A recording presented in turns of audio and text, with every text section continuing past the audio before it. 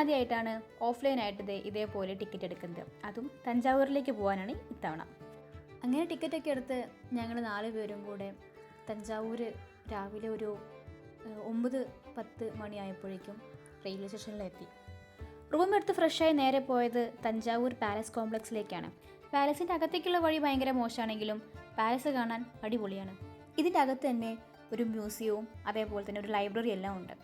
ഈ പാലസിനെ തന്നെയാണ് തഞ്ചാവൂർ മറാത്ത പാലസ് എന്ന് പറയുന്നത്. തഞ്ചാവൂർ മറാത്ത പാലസ് ഫസ്റ്റ് നിർമ്മിച്ചത് തഞ്ചാവൂർ നായിക് രാജവംശത്തിലെ ഭരണാധികാരികളാണ്. നായിക് രാജവംശത്തിൻ്റെ പതനത്തിന് ശേഷം ഇത് തഞ്ചാവൂർ മറാത്തകളുടെ ഔദ്യോഗിക വസതിയായി മാറി. അങ്ങനെയാണ് ഈ ഒരു പാലസിന് മറാത്ത പാലസ് എന്ന പേര് വന്നത്. മറാത്ത വാസ്തുവിദ്യയുടെയും തമിഴ് സംസ്കാരത്തിൻ്റെയും മികച്ച ഉദാഹരണമാണ് അരമന എന്നറിയപ്പെടുന്ന ഈ ഒരു പാലസ്. വലിയ കൊത്തളങ്ങൾ, വിശാലമായ ഇടനാഴികൾ, കൊത്തുപണികളോട് കൂടിയിട്ടുള്ള തൂണുകൾ, ഇതൊക്കെ ഈ ഒരു പാലസിൻ്റെ പ്രത്യേകതയാണ്. ചില ഭാഗങ്ങളിൽ യൂറോപ്യൻ സ്വാധീനമുള്ള ആർച്ചുകളും തൂണുകളും എല്ലാം നമുക്ക് കാണാനും പറ്റും. ദർബാർ ഹാളിലും മേൽക്കൂരയിലും ഒരുപാട് ചുവർ ചിത്രങ്ങൾ കാണാം. ഇവയെല്ലാം ഉപയോഗിച്ചിരിക്കുന്നത് മഞ്ഞ, ചുവപ്പ്, നീല, വെള്ള, കറുപ്പ് എന്നിങ്ങനെയുള്ള നാച്ചുറൽ കളേഴ്സാണ്. മറാത്ത പാലസിൻ്റെ അകത്ത് തന്നെ ഒരു നടരാജ ഹാളുണ്ട്. ഈ ഹാളിൻ്റെ അകത്ത് ഒരുപാട് നടരാജ വിഗ്രഹത്തിൻ്റെ കളക്ഷൻസാണ് ഉള്ളത്. വിവിധ കാലങ്ങളിൽ വിവിധ മെറ്റീരിയൽ കൊണ്ട് നിർമ്മിച്ചിട്ടുള്ള നടരാജ വിഗ്രഹങ്ങളാണ് ഇവയെല്ലാം. പാലസിൽ നിന്ന് ഇറങ്ങിയിട്ട് നേരെ പോയത് തഞ്ചാവൂർ മ്യൂസിയത്തിലേക്കാണ്. പണ്ട് തഞ്ചാവൂർ ജില്ലാ കളക്ടറുടെ ഓഫീസായിട്ട് പ്രവർത്തിച്ചിരുന്ന കെട്ടിടമാണ് ഇപ്പോൾ മ്യൂസിയം ആക്കിയിട്ട് മാറ്റിയിട്ടുള്ളത്.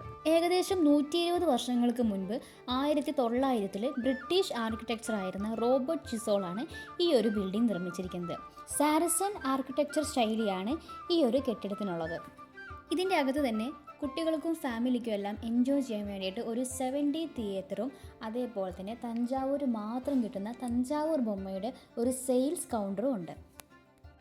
എപ്പോഴും തലയാട്ടുന്നതും അതേപോലെ ഒരിക്കലും മറഞ്ഞു വീഴാത്തതുമായ 2 തരത്തിലുള്ള ബൊമ്മകളാണ് തഞ്ചാവൂർ ബൊമ്മകൾ.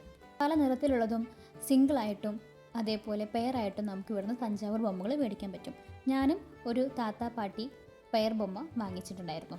ഇവിടുത്തെ പല കടകളിലും പല റേറ്റാണ് ഈ ബൊമ്മയ്ക്ക്. ഇവിടെയുള്ള മ്യൂസിയത്തിൻ്റെ അകത്ത് 15-16 നൂറ്റാണ്ടുകളിൽ നിർമ്മിച്ചിരുന്ന ശില്പങ്ങളും പെയിൻറ്റിങ്ങുകളും എല്ലാം കാണാൻ കഴിയും. ഇതാണ് എൻ്റെ അമ്മ. ഞങ്ങൾ കുറച്ച് എസ്തെറ്റിക് കാൻഡിഡ് വീഡിയോ എടുക്കാൻ വേണ്ടിയിട്ടുള്ള തിരക്കിലായിരുന്നു. കാരണം ഇതിൻ്റെ അകത്ത് ഒരുപാട് കിളിവാതിലുകളും അതേപോലെ ഇടനാഴികളുണ്ട്.